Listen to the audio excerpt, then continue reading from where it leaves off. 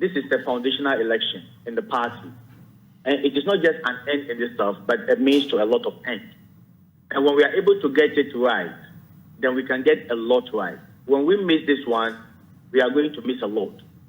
I agree there are individual interests, but that is why there is a political party called the NPP.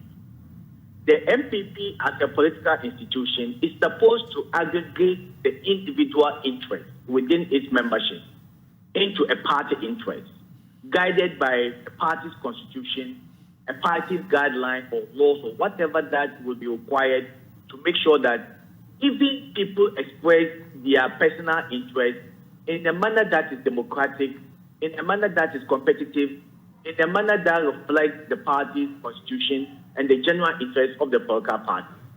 Now, if this is happening, if the interest of individuals is able to supersede the party's constitution, the party's electoral guidelines, and other institutions that are supposed to guide the forward march of deepening internal democracy in the party, then we are in trouble. Because institutions are supposed to provide that leadway and the guide to aggregate this interest of the individual. Now, if the individuals now supersede, their interest supersedes that of the constitution, then it means that all this is happening is allowed to stand. Or they will contest it, but in a manner that the outcome may not still be accepted by other people. And it has a lot of implications. Samson, one, on our internal democracy, the national democratic credentials is pulled out from political parties' internal democratic processes. If you lost it there, then what moral authority do you have to critique people at the national level when things are not done in a fair manner? But two, Evans has already mentioned, the NPP should be learning so much from what happened in 2020. It started, the 2020 started with just protecting some few MPs. And you saw the reaction of the voters in the election. Now, if you begin to do this at the foundational level, polling station executive, electoral area coordinators, then that same thing will translate into the constituency level elections, regional, national, MP, and then flag bearer. Then it means that all the processes will be tainted in a way. And people who believe they are reasonably will not be addressed by the party in a manner, will have other ways of protesting. Not necessarily going to court, like my brother Kamal said. They will be apathy, they will sit at home, or they will not vote, or they will even defect to the other political party. The NPP has to do a lot. So I think one, the conflict resolution committee they have set up is a very good move. But we have to be saying that the membership reflect the various shades of divided opinion, and they are very fair in dealing with these particular issues.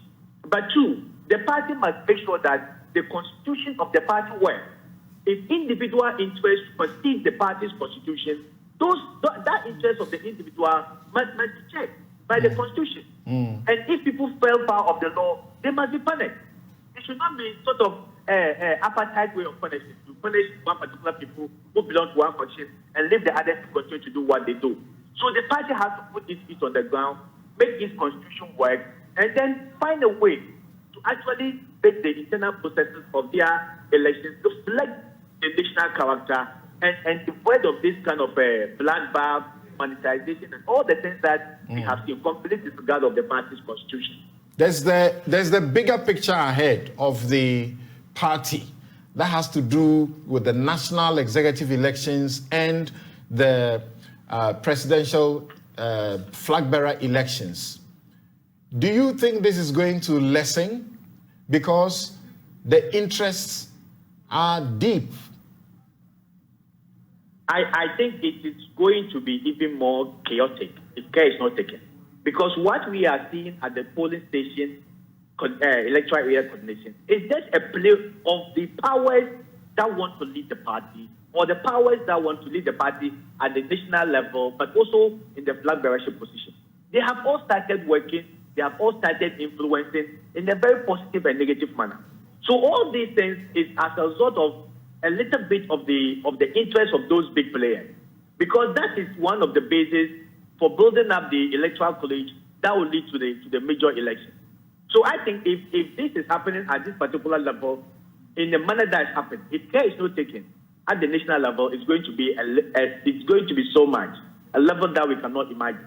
So that is why I think the party should close their ranks, let the Constitution reign supreme, and any person whose interests want to supersede that of the Constitution must be dealt with by the Constitution. And if this is done in a very fair and clear manner without favoring other people and allowing other people to be punished, I bet you something they'll have a very better national level primaries and then flag bearership. But if care is not taken and some people are seen to be above the party's constitution because they belong to one faction, or people can do whatever they want to do without regard to the Constitution, then it is going to be more chaotic than what is happening at the grassroots level. Evan,